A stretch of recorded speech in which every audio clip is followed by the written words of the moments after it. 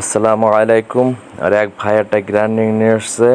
গ্রাইন্ডিংয়ে fire কাটে, তো fire কাটলে এ রোগ হয় বেয়ারিং মার। তা খুলে দেখি যে এটার বেয়ারিং মার না, এটা অন্য সমস্যা।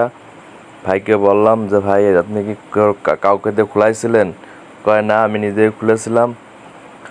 তো আচ্ছা, তারপরে আমি এর রোগ নির্ণয় করি যে এটা কি হতে পারে।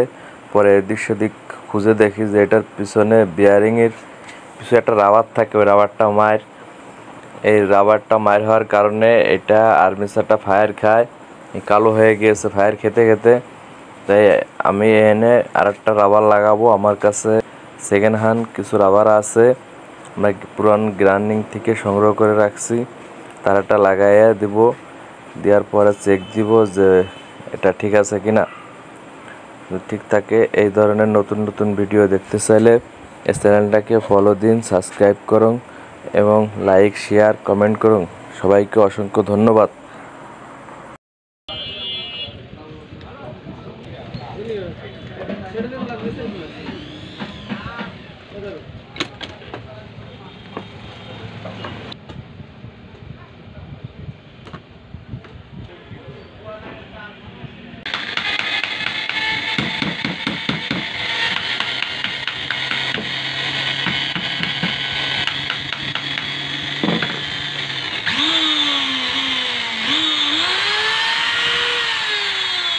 হেলিকপ্টার ওড়ে।